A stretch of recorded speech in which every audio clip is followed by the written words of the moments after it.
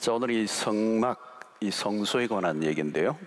이스라엘 백성들이 출애굽하는 이스라엘 백성들에게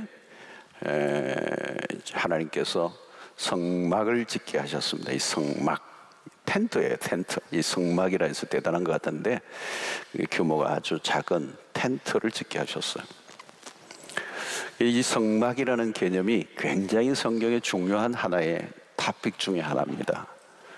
사실은 이걸 거슬러 올라가면 에덴으로부터 가요. 에덴으로부터 출발해요.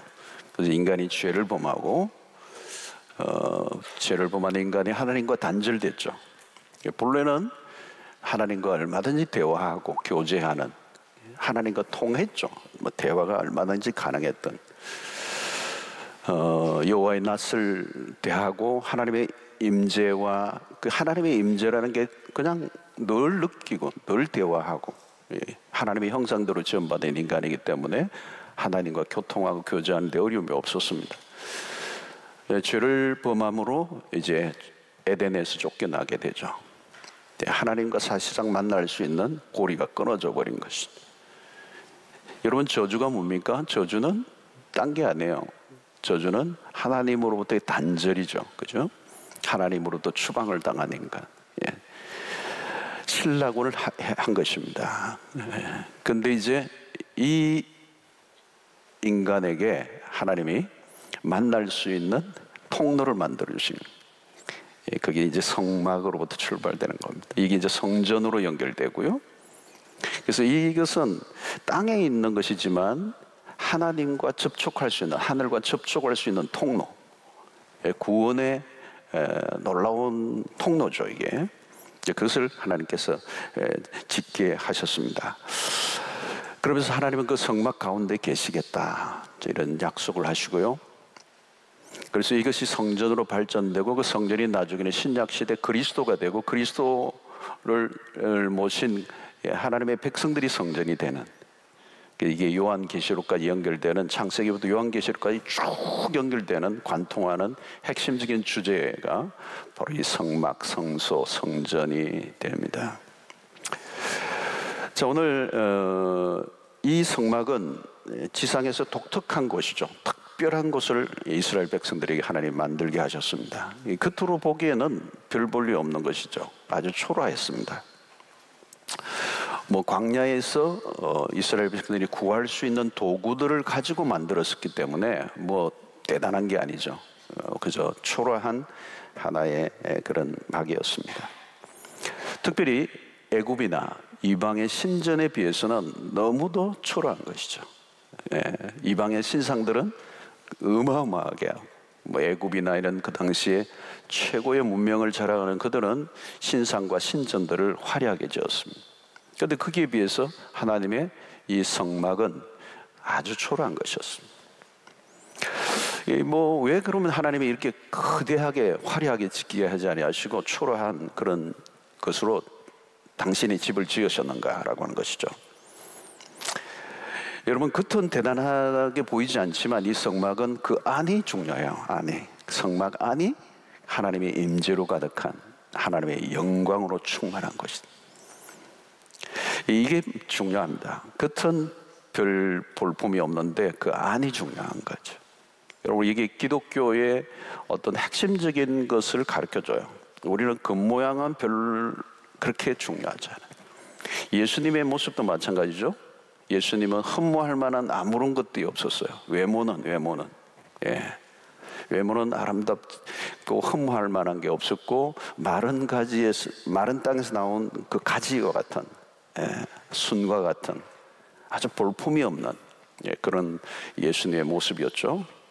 그러나 그 안에 뭐가 있죠, 여러분? 그런 하나님의 신성을 갖고 있는 거죠. 그 안에 하나님의 위대함을 품고 계신 것이잖아요. 세상을 놀라게 할 만한 진리를 그 안에 담고 있었다는 거예요.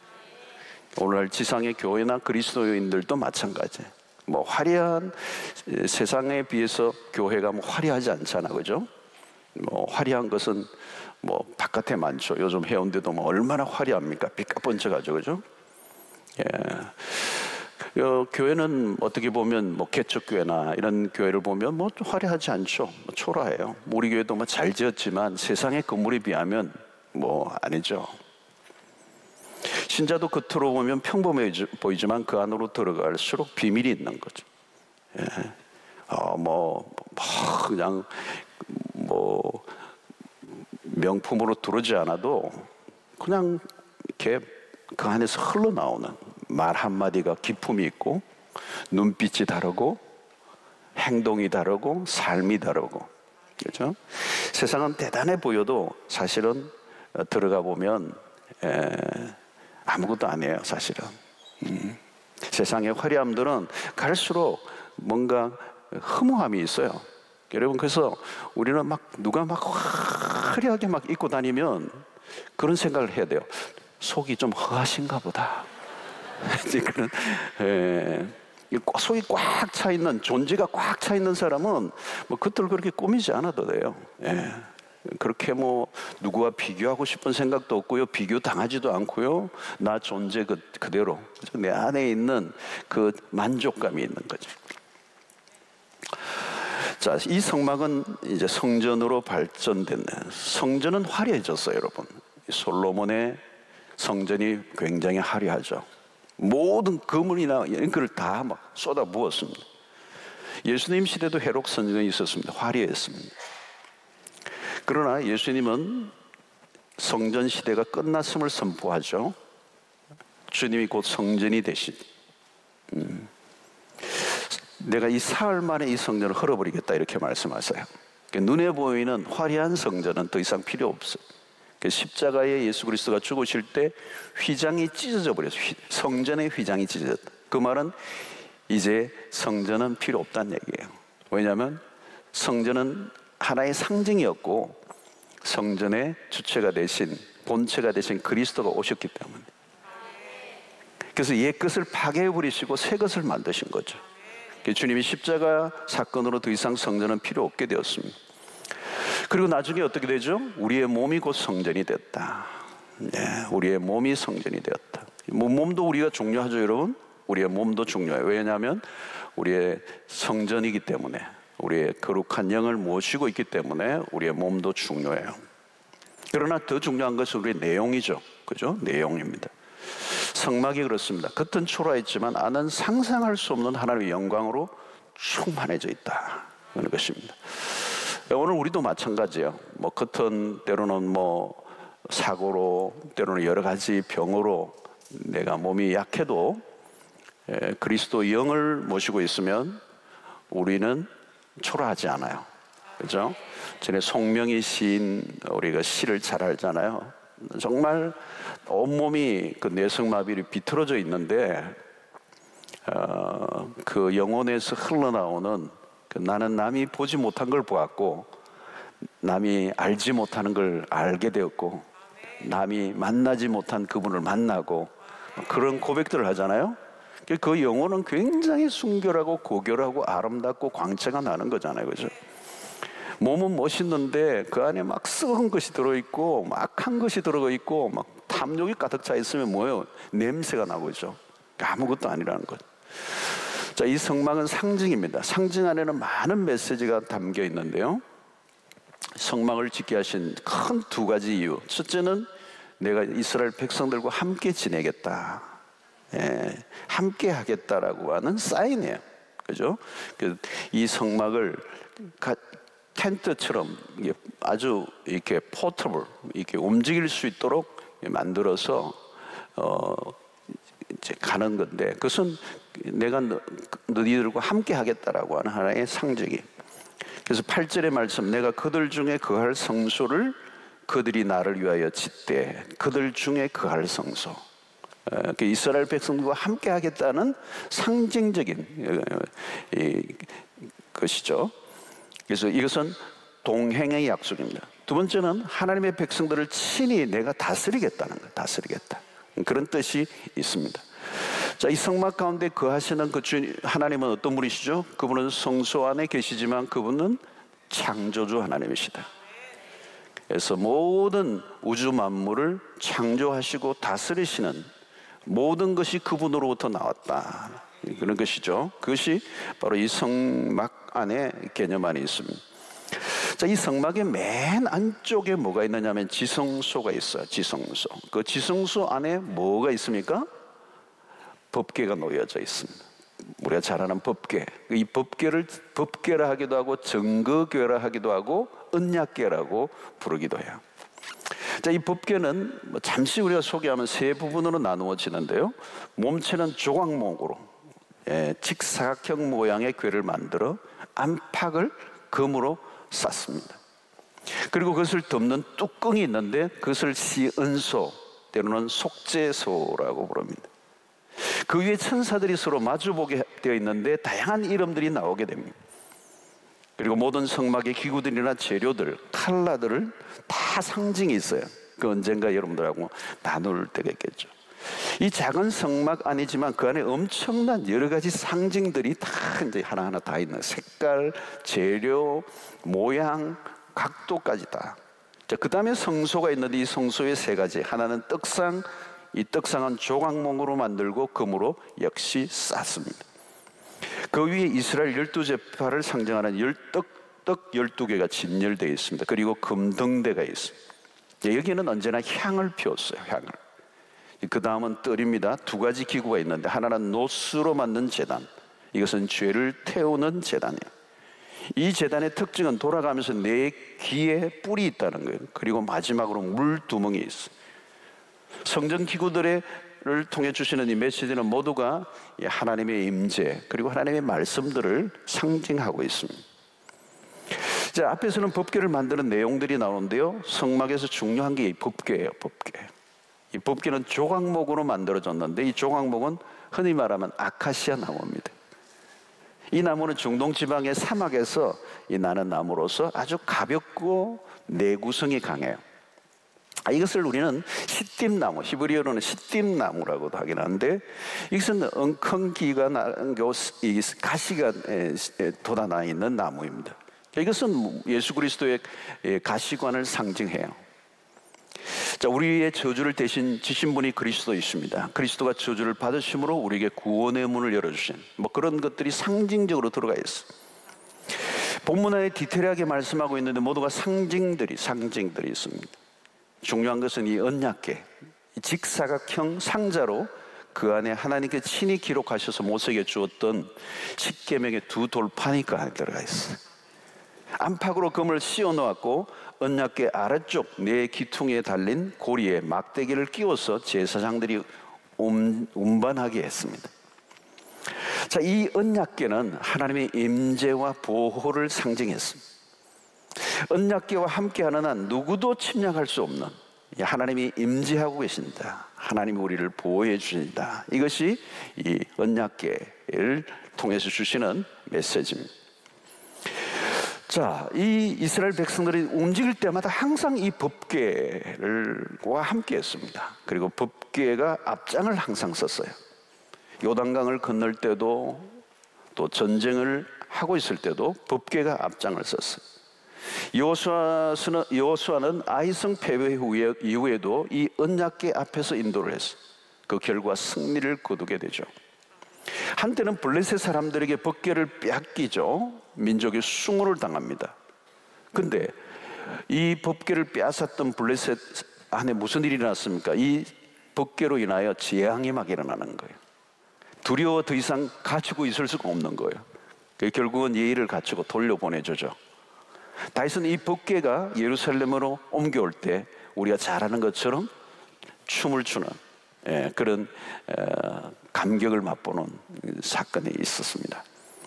자, 이 법궤는 하나님의 영광을 상징해요. 하나님께서 그 백성들을 인도하시겠다. 이게 이 안에 있는 것입니다. 하나님의 백성들에게는 이제 이게 법궤를 통하여 주시는 것은 큰 힘이 되죠. 격려가 되고 또 안정감이 있고 또 두려움을 이겨내게 하는 힘이 바로 이 법궤에 있었습니다. 요단강을 건널 때도 백성들은 법궤 뒤를 따르기만 했어요. 그리고 법궤를 앞장 세운다는 것은 하나님이 앞서 행하신다는 것과 똑같았습니다. 하나님의 말씀이 앞장을 쓸 때 승리는 보장되었다는 거죠. 아무리 마음이 급해도 법궤를 뒤로 두면 안 돼요. 법궤를 수레에 끌고 가서도 안 돼요. 법궤는 제사장들이 메고 네 기퉁의 고리에 메어서 메고 앞장서야 했습니다. 전쟁의 한가운데서 법궤는 항상 앞장을 세웠습니다. 그리고 백성들은 그 뒤를 따라가는 거예요. 전쟁을 하는 동안에 이 법궤를 옮겨 다닌다는 것, 어떻게 보면 전쟁할 때는 이게 거추장스러울 수도 있어요. 그죠? 이걸 들고 전쟁에 왔다 갔다 한다는 것은 좀 불편하고 거추장스럽고 그런 것이 될 수가 있습니다. 그러나 그것은 사람의 생각이에요. 여러분, 우리가 신앙생활 하다 보면 신앙의 편리성이 찾아올 때가 있어요. 편리하게, 그죠? 편리하게 신앙생활을 하고 싶은 유혹이 있는데 그건 위험한 것입니다. 오늘 기계 문명은 모두가 뭐죠? 편리성을 강조하죠. 조금이라도 더 편리하게 해주기 위해서 이 상업주의가 노력을 합니다. 특별히 대한민국은 어떠죠? 온 세계에서 가장 편리한 나라, 배달의 민족, 뭐 등등 여러 가지로 제가 보기에는 너무 편리한, 이렇게 편리한 나라는 없어요. 제가 호주에 있을 때는 보니까 뭐 하나 사면요, 자기가 다 조립을 해야 돼요. 침대를 사도 자기가 조립을 하고, 요즘 이케아인가 그게 그렇다고 그러는데, 근데 한국은 또 다르대요. 이케아 가더라도, 네, 이케아 선전해주네. 또 조립해주는 사람이 또 따로 있대요. 호주는 그런 게 없어요. 그냥 막 고생을 해야 돼요. 잘못해가지고 망가뜨리고 막 이러는데, 여러분, 이 편리성은 효율을 강조하죠, 그죠? 다양한 에너지를 적게 들이고 많은 결과를 도출하려고 하는 것입니다. 여러분, 이것이 만몬주의 안에 들어와 있는 겁니다. 돈으로 다 해결하고 편리하게 만들고 좋은 점들도 있죠. 그러나 우리의 신앙의 편리주는 굉장히 위험한 것이죠. 이 법궤를 들고 다닌다는 것은 굉장히 불편한 일이지만, 그것은 신앙의 편리성을 경계하고 항상 그 법궤를 철저히 중심으로 하고 옮겨 다니는 것이 하나님께서 그들에게 명령하신 것이었습니다. 자, 여러분, 오늘 또 마찬가지입니다. 오늘 우리의 인생 가운데서도 어떤 기발한 아이디어, 또 좋은 어떤 방법을 찾아내기 위해서 노력하지 마시고, 신앙은 언제나 재래식이어야 돼요. 여러분들 못 알아들으셨는 것 같은데, 기도하는 것도 여러분 어때요? 기도하는 것도 누가 대신 기도해주고, 요즘 절에도 스님들이 연부를 하는 게 힘들어가지고 레코드 해가지고 이렇게 틀어놓고 듣고 있다고 그러더라고요. 내가 입을 하는 게 입이 아프니까 그러는지 모르겠는데, 편리주의겠죠, 그죠?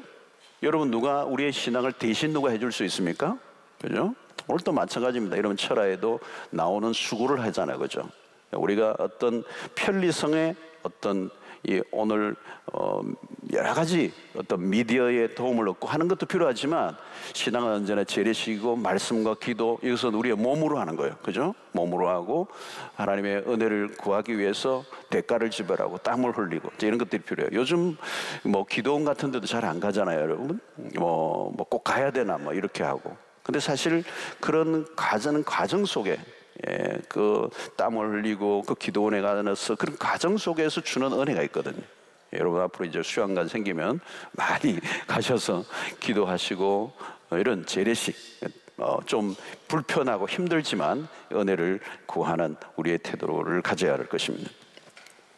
자, 하나님은 우리의 삶의 어떤 일들 속에서 관여하기를 원하시는데요, 하나님께서 관심을 갖지 않는 영역이 없습니다. 이스라엘 백성은 움직이면 반드시 법궤를 메고 가야 했습니다.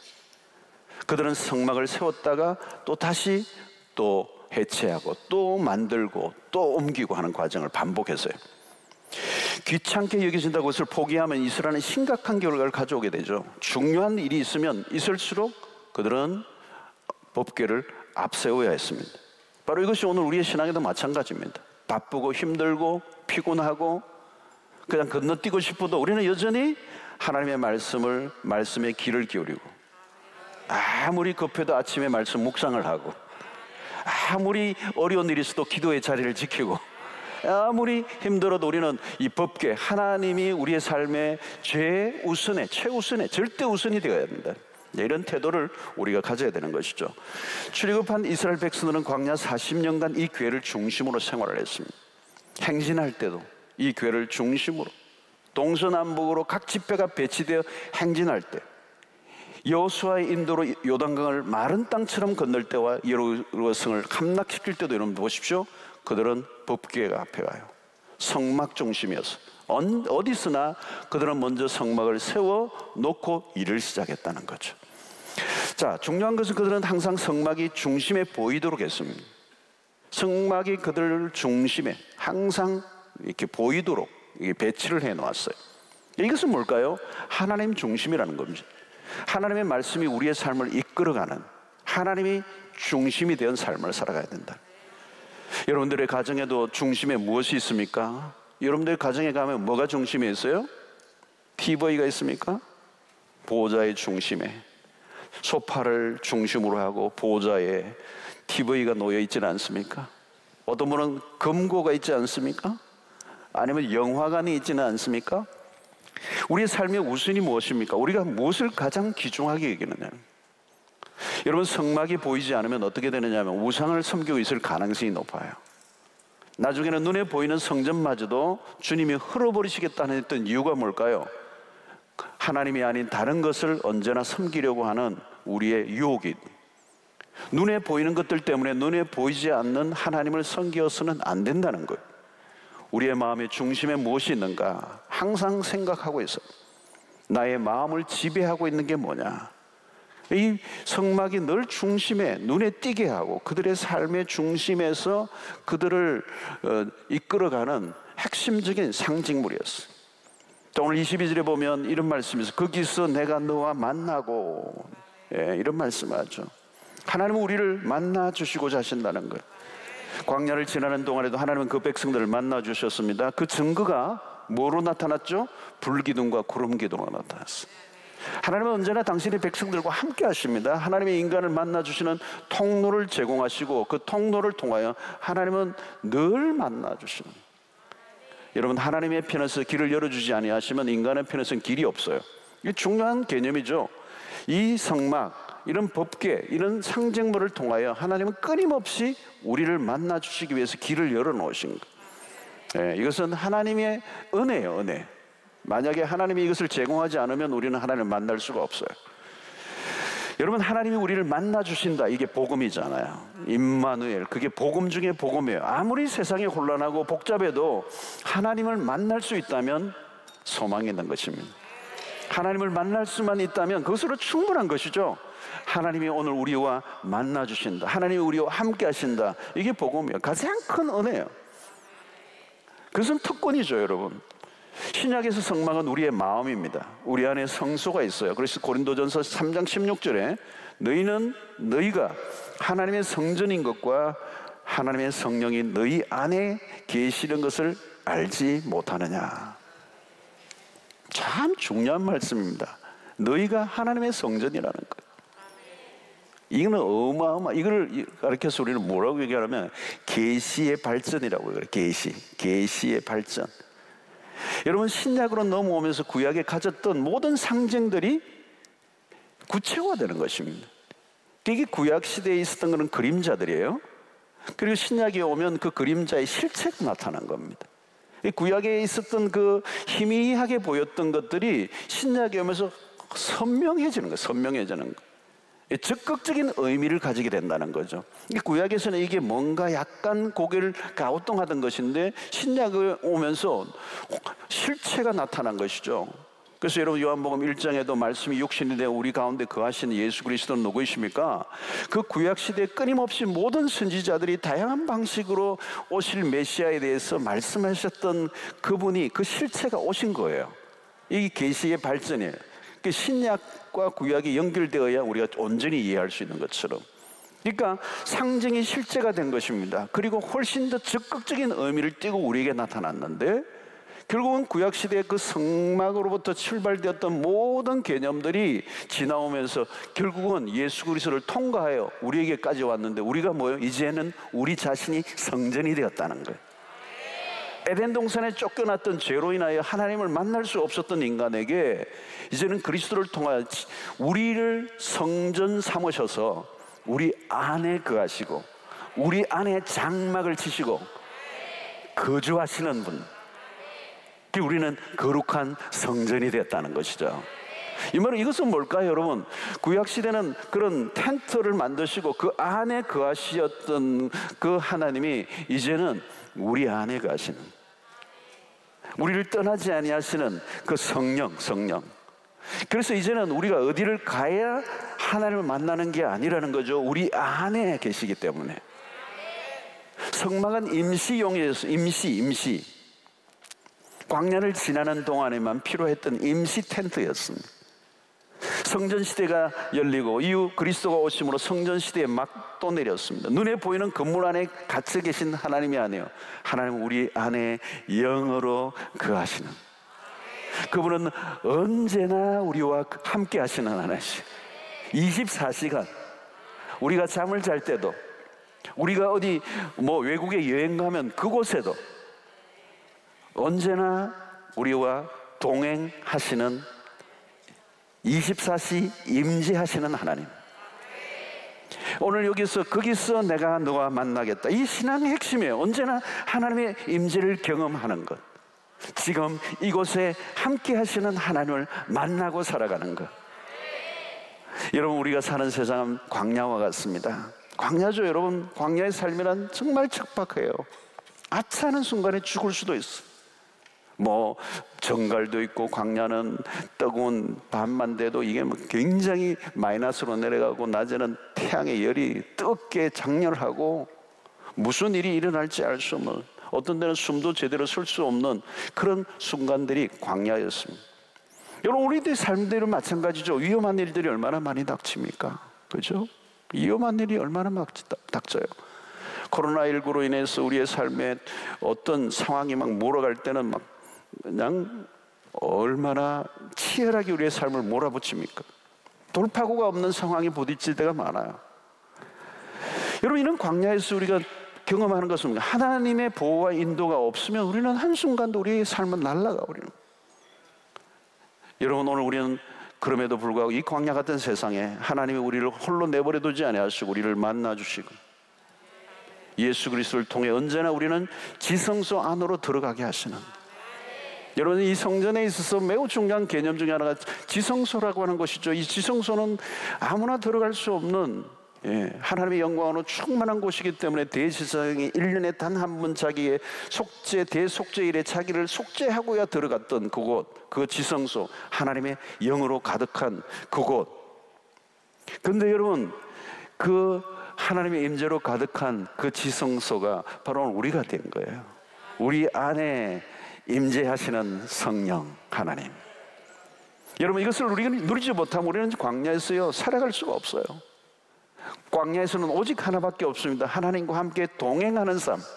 그들이 그토록 힘들고 어려워도, 거추장스러워 보여도 그 성막을 계속 가지고 움직이고 했던 이유가 뭘까요? 하나님의 임재가 없으면 답이 없기 때문에, 하나님이 없으면 답이 없는 일상이기 때문에, 아무리 힘들어도 하나님이 우리를 만나주시면 그것이 천국이 되는 역사가 있기 때문에. 여러분, 오늘 중요한 것은 임재하신다는 것의 의미, 그죠? 이것은 참 매우 중요한 의미예요. 하나님의 임재 안에 살아가는 우리의 삶의 영역, 하나님의 임재를 약속하시는 의미가 뭡니까? 하나님의 임재를 왜 약속하죠? 그 하나님의 임재를 약속하는 그 의미 안에는 하나님의 능력이 우리를 통하여 드러날 것이라고 하는 거예요. 하나님의 임재란 단순히 개인적 체험에만 갇혀 있어서는 안 됩니다. 어떤 사람은 하나님의 임재를 홀로 느끼는 것으로만 끝나면, 그는 교회사 속에 이 경건주의 운동이 그런 것들이 있어서, 경건주의 운동들이 일어났을 때도 마찬가지입니다. 그것은 개인의 구원이나 영적 체험에만 너무 치우쳐 있는 사람들. 경건주의는 좋지만 개인의 체험에만 만족하고 있는 거죠. 개인의 영적인 경험만 너무 추구하는 거죠. 여러분, 하나님이 그런 어떤 개인에만 머물러 있기를 원치 아니하시고, 그 하나님의 임재를 통하여 하나님의 영광이 내가 가는 곳곳마다 드러나기를 원하신다는 거죠. 하나님의 통치가 나타나기를 원하신다는 겁니다. 하나님은 그냥 가만히 비활성화되어 있는 어떤 정신적 세계가 아니고, 그 하나님의 영이 능력으로 나타나서 당신의 영광을 적극적으로 드러내시며 하나님의 통치를 나타내셔서 하나님이 누구이신지를 우리를 통하여 드러내시기를 원하신다는 거예요. 여러분, 하나님이 건물에 갇히지 않으시듯이 우리의 육체에만 갇혀 계시는 하나님이 아니세요. 하나님이 함께 하시는 삶이 구체적으로 어떤 것인지 드러내야 합니다. 그래서 하나님의 능력은 하나님의 임재는 하나님의 능력으로 나타나는 거예요. 자, 여러분, 이스라엘 백성들이 착각한 것은 법궤를 수호신 정도로만 여겼습니다. 자신들은 아무렇게나 살아도 법궤를 가지고 있는 한 아무도 침략하지 못할 줄 알았어요. 이건 뭐죠? 법궤를 이기적 목적으로 사용한 것입니다. 그죠? 착각이에요. 법궤를 가지고 다니는 것 자체가 중요한 게 아닙니다. 법궤를 모신다는 것은 하나님의 통치를 받겠다는 것을 의미합니다. 하나님의 임재를 경험하는 사람은 하나님과 동행하는 삶을 살아야 돼요. 그리고 그 하나님과 동행하는 삶은 하나님의 통치를 받으며 내가 하나님의 안에서 내 삶을 드리듯이 하나님이 내 삶을 지배하셔서 내 삶을 하나님의 나라를 위하여 사용하는 제물이 되게 하시는, 하나님이 이스라엘 공동체 전체와 함께 하셨습니다. 이스라엘 백성들이 바라보아야 할 것은 지도자 모세가 아니에요. 모세가 쥐고 있는 지팡이도 아니에요. 핵심은 성막 한가운데 계시는 하나님이시다. 여러분, 성막에서 함께하고 계신 하나님의 인도를 받으면 어떻게 되죠? 무적의 인생이 되는 거죠. 언약궤를 맨 제사장들이 넘실대는 요단강에 발을 내딛자 물이 갈라져 버렸어요. 그것은 그 언약궤를 맨 제사장들이 무슨 능력이 있는 게 아니잖아요. 그 속에 함께 하시는 하나님, 임재하시는 하나님, 그분의 영광이 나타나는 거잖아요. 언약궤는 하나의 장식품이 아닙니다. 종교적 예식으로 한 게 아니에요. 실제 하시는 하나님의 능력을 본 것입니다. 하나님의 임재가 얼마나 강력하게 역사하는 걸 보여주는 것이죠. 그것을 보았던 이스라엘 백성들이 얼마나 놀랐겠습니까? 하나님의 레슨이죠. 하나님께서 함께 하시면 어떤 것도 통과할 수 있다 그랬어요. 여러분, 하나님의 말씀을 듣고 문제를 향하여 돌진해 보십시오. 오늘도 마찬가지예요. 하나님의 언약이라는 게 뭐예요? 말씀이잖아요. 이 말씀을 들고 말씀으로 무장하고 문제의 한가운데로 뚫고 지나가 보세요. 문제가 해결되는 역사가 있게 될 것입니다. 정면 돌파할 용기가 생겨요. 그래서 여러분, 하나님의 백성들은 어려움이 오면요 더 신이 나요. 왜냐하면 하나님이 우리의 인생에 길을 내시는 분이시기 때문에. 세상은 문제가 생기면 답이 없어요. 그런데 우리는 하나님이 답이 되시기 때문에, 예수 그리스도가 길이 되시기 때문에 모든 방법과 모든 해법이 보이지 않아도 우리는 그분을 믿고 나아가는 것이죠. 그러면 두려움이 사라지는 것입니다. 그래서 여러분, 여호수아 1장에 하나님께서 이스라엘 백성들에게 나아갈 때 여호수아 장군에게 말씀한 게 뭐예요? 내 율법책을 내 입에서 떠나지 말게 하라는 것이죠. 그 말씀을 붙잡고 나아가면 문제에 구멍이 뚫리고 벽이 길이 되고 문이 되는 역사가 일어나게 되는 것입니다. 여러분, 여리고를 무너뜨릴 때도 보십시오. 전략이나 무슨 무기들, 전술이 필요한 게 아니에요. 상식이나 이전의 경험들이 중요한 것도 아니에요. 여러분, 내가 너무 빨리 했죠. 오늘 설교를 막 속사포로 막 한 것 같아요. 좀 천천히 해야 될 것 같아요. 근데 시간이 벌써 다 됐어요. 요즘 짧게 하려고 조금 그랬어. 그런데 자, 여러분, 이 여리고에 무슨 작전이 없었어요. 아무것도 없었어. 그냥 법궤를 앞세워서 언약궤를 메고 제사장 중심으로 도는 거예요. 하루에 한 바퀴. 여리고 몇 바퀴 돌았어요, 여러분? 밤이니까 여러분 대답을 하셔야 졸업을 이겨요. 몇 바퀴요? 일곱 바퀴를 하는 사람이 많더라고요. 그죠? 7바퀴 아니죠? 네, 시험 쳐야 돼요. 시험 쳐 한 번씩. 자, 여러분, 없어요. 이러면 여리고나 아이성을 할 때는 또 달라요. 그죠? 접근 방식이 달라요. 그러니까 이전의 경험이 통하지도 않고 어떤 세상적인 방법이 통하는 게 아니에요. 이스라엘 백성들이 한 게 아무것도 없어요. 그냥 법궤를 중심으로 돌기만 한 거예요. 하루에 한 바퀴씩 마지막 날 7바퀴 도는 거예요. 가나안을 정복한다는 것은 이스라엘 백성들의 번영을 말하는 게 아닙니다. 하나님의 나라 확장이죠. 가나안의 원주민을 쫓아내는 것을 보고 오해하는 사람들이었는데 가나안은 본래 하나님의 땅이에요. 진정한 원주민은 하나님의 백성들이었거든요. 그것을 재탈환을 위해서 가나안을 정복하게 하셨는데 그 선두에 뭐예요? 법궤가 선 것은 상징이에요. 하나님이 이 땅을 통치하신다는 거죠. 중요한 개념이에요.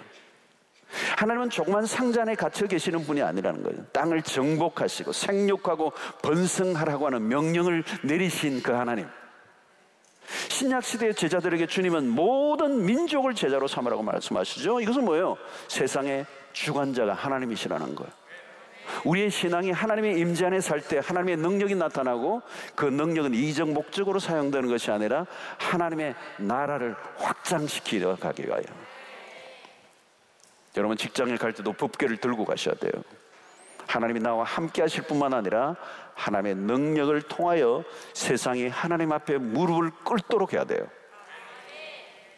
하나님께서 하나님이 아브라함에게 주셨던 약속이 뭡니까? 창세기 12장 2절에 내가 너로 큰 민족을 이루고 내가 내게 복을 주어 내 이름을 창대케 하리니 너는 복이 될지라. 이거 great예요. 어마어마한 거죠. great nation. 너의 이름을 창대하게 할 것이다. 여러분 하나님의 역사들이 일어나는 현장은 법궤를 중심으로 일어나요. 무슨 의미입니까? 우리가 힘을 줄 필요가 없고 머리를 쓸 필요도 없어요. 세상은 머리 싸움이고 잘난 사람들의 리그지만 우리는 달라요. 하나님의 백성은 할 일이 없고요. 법궤를 앞세우면 되는 거죠. 어떤 경우에도 법궤를 소홀히 다루면 안 됩니다. 그게 뭐죠? 우리는 언제나 하나님의 임재 가운데 살아가는, 하나님이 내 중심에 모시고 살아가는 삶, 하나님의 말씀이 언제나 내 삶을 앞세우는 삶을 살아가야 된다는 거예요. 여러분 우리가 어려운 일을 만날 때 붙들어야 할 원리입니다. 하나님을 우리의 삶의 중심에 언제나 모셔드려야 돼요. 하나님을 중심에 모시는 일이 무슨 일이죠? 이전에 소홀히 했던 예배를 온전히 드리는, 예배가 우리의 삶의 중심에 와야 된다는 거예요. 하나님의 임재를 우리가 언제 경험하죠? 예배하는 시간들을 통해. 여러분 이것은 주일날 단순히 한 시간의 예배를 말하지 않습니다. 우리의 삶의 전 영역의 예배예요. 24시간 우리의 모든 손동작 하나도 예배여야 합니다. 우리의 모든 행위가 예배여야 합니다. 하나님을 높여드려야 합니다. 그분이 영광을 받으시는 삶을 살게 하는 것, 하나님의 임재 가운데 살아가는 것, 하나님과 동행하는 삶을 살아가는 것, 언제나 하나님의 임재 안에서 그 하나님의 그 존재를 인식하며 살아가는 삶이 예배의 삶이에요. 그분을 중심으로 도는 것이죠. 언제나 그분을 의식하고 살아가는 것입니다. 언제나 그분에게 민감하게 반응하고 그분의 말씀에 귀를 기울이는 삶이 예배의 삶이에요. 기도가 우리의 삶의 중심에 놓여야 되죠. 기도가 뭐예요, 여러분? 기도는 내가 원하는 어떤 것을 엎조리는 것이 아니라 그분의 임재를 인식하고 그분 앞에 머물러 있는 삶이에요. 하늘의 능력을 구하는 기도를 드리는 것이죠. 기도는 옵션이 아닙니다. 기도와 말씀이 우리의 삶의 중심에 오고, 말씀이 가라는 곳에 가고, 말씀이 서라 하면 서고, 말씀이 이끄는 대로 우리의 삶을 드리기만 한다면 우리의 삶에 하나님의 영광이 나타나고 주의 능력이 드러나고 하나님의 통치가 임하게 될 줄로 믿습니다. 여러분 오늘 우리는 어려운 시대를 살고 있습니다. 아주 어려운 시대예요. 믿음으로 산다는 건 뭡니까? 우리가 사는 곳에 하나님의 통치가 임하는 거죠. 하나님이 다스리시는 것. 신자의 삶의 영향력의 반경이 그래서 점점 그분의 임재 안에 살아갈 때 넓혀져 가는 거예요. 우리는 뒤로 밀리면 안 됩니다. 우리는 앞으로 나가야 돼요. 하나님과의 거리를 좁히면 되는 것입니다. 법궤와 함께 간다는 것은 하나님과 동행을 의미합니다. 우리의 싸움은 그거예요. 세상도 그렇고 사탄도 그렇습니다. 어떻게 하든지 우리를 신앙생활을 제대로 못하도록 막 방해를 해요. 요즘도 여러분 저는 코로나를 보니까 어찌됐든 하여튼 이 코로나가 못 모이게 만드는 거죠. 비대면, 이거 정말 우리는 대면을 해야 돼. 그리고 하나님의 백성들은 한 몸이란 말이죠. 서로 연결되어 결합하여 한 몸을 이루고 우리는 스킨십을 해야 되고 날마다 축복송을 해야 되고 침도 튀어야 되고 이런 사람들이에요. 근데 이걸 못하게 한 거죠. 못 모이게 하고 두려움을 주고. 여러분, 우리의 신앙생활을 하지 못하도록 하는 모든 방해들이 많이, 앞으로도 더 많이 일어날 거예요. 그렇다고 여러분, 우리가 법궤를 잃어버리면 안 돼요. 법궤를 뒤로 물러서게 해서도 안 돼요. 그냥 법궤가 방치되어 버리면 안 되는 것이죠. 다윗은 언제나 그 다윗성으로 그 법궤가 돌아오는 것이 그의 꿈이었어요. 그런 다윗이 그 법궤가 돌아올 때 춤췄던 그 감정이 뭐였을까? 다른 사람은 그저 하나의 법궤가 돌아오는 것으로 의식을 치르고 있었지만 다윗은 그렇게 갈망했던 법궤가 돌아오는, 예루살렘 성으로 돌아온 것을 너무 감격하며 춤을 추고 있는 거예요. 사실은 그것은 하나님의 마음이죠. 법궤가 빼앗겨 버리고 방치되어 버렸던, 하나님의 존재를 인식하지 못하고 프라이오리티에 두지 않고 차선으로 더 멀리 제껴버렸던 그 이스라엘 민족들. 그러나 다윗은 그것을 갈망했던 거죠. 법궤를 방치해서는 안 되는 거예요. 사랑하는 성도 여러분, 오늘 우리는 이제 성전, 우리가 성전이에요. 하나님 우리 안에 거하십니다. 성령이 거하십니다.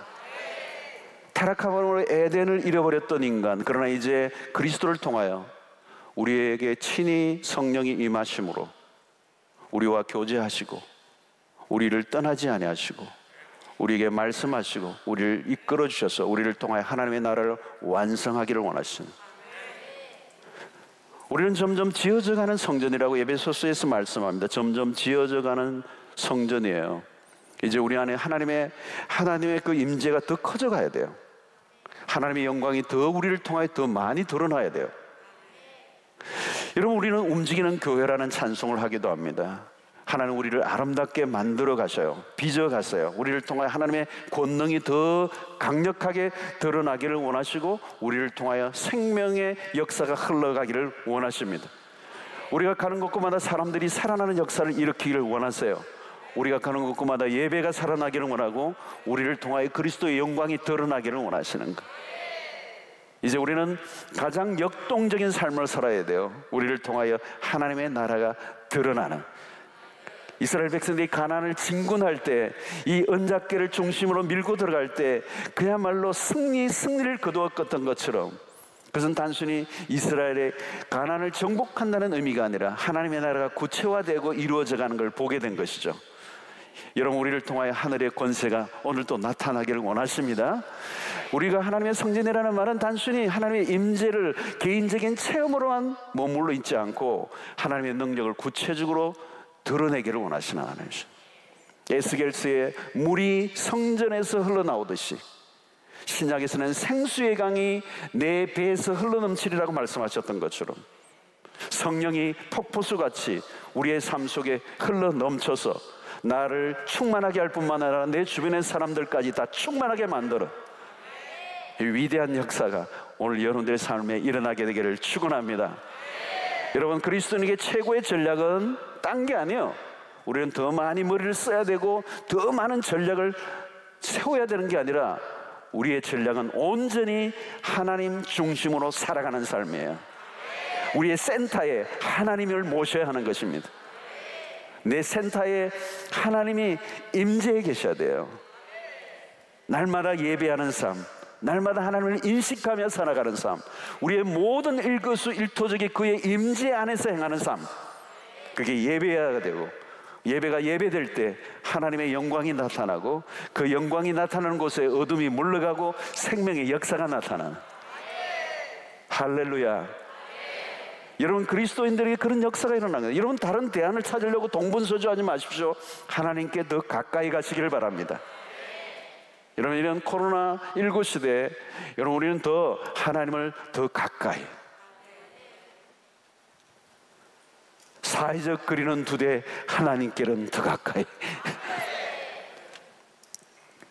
하나님의 임재 안에 살아가시기 바랍니다. 그것처럼 강력한 것은 없어요. 여러분, 지금 나와 하나님이 함께 계신다, 내 안에 계신다, 그가 내 안에 내가 그 안에 거하면, 여러분, 우리는 무적의 사람들이에요.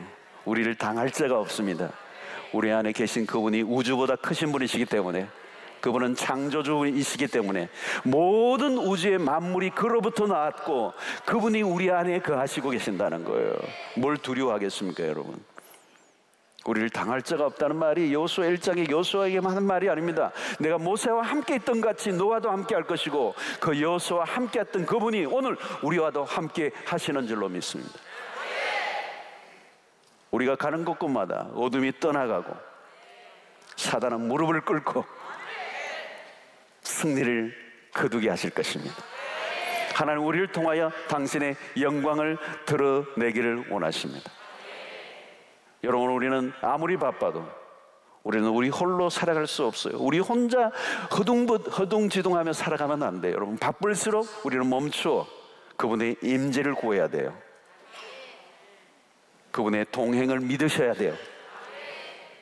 그리고 내 안에서 점점 더 그 영광의 찬란함들이, 하나님의 영광의 찬란함들이 흘러나와야 되는 거죠. 그래서 우리가 직장에 갈 때 우리는 성전으로 가는 것입니다. 하나님의 임재로 가득한 하나님의 성전으로 직장에 출근할 때 예수를 믿지 않는 사람들이 우리의 얼굴에서 광채를 보는 역사예요. 그리고 우리에게 비밀을 물어야 돼요. 당신의 얼굴이 이 코로나 시대에 왜 이리 밝냐고. 당신에게는 두려움을 느낄 수가 없다고. 당신들에게 당신의 얼굴에 그 흘러 넘치는 그 평화로움이 뭐냐고. 마스크는 썼지만 그 눈에서 세미하게 나오는 그 미소는 뭐냐고. 이런 물으셔야 돼요. 그게 하나님의 임재라고. 하나님의 영광이 드러나는 것을 통하여 세상이 두려워 떠는 역사가 일어나. 우리의 그 모양은 별 볼품 없어 보여도, 우리가 뭐 대단한 것을 꾸미지 않아도, 우리 안에 계신 분이 하나님이시기 때문에, 성령이 우리 안에 거하시기 때문에, 우리는 날마다 그분의 임재 안에 살아가고 있기 때문에, 여러분은 어떤 때보다도 우리는 하나님의 성전들이라는 거 잊지 마시고 그 임재 가운데 살아가시고 여러분들이 매 순간 예배자로 승리하시기를 축원합니다. 하나님의 영광이 여러분들의 삶을 통하여 드러난다면 우리는 승리할 것이고 마귀는 무릎 꿇고도 남는 역사가 있게 될 것입니다. 두려워하지 마십시오. 주님이 오늘 우리와 함께 하십니다. 할렐루야.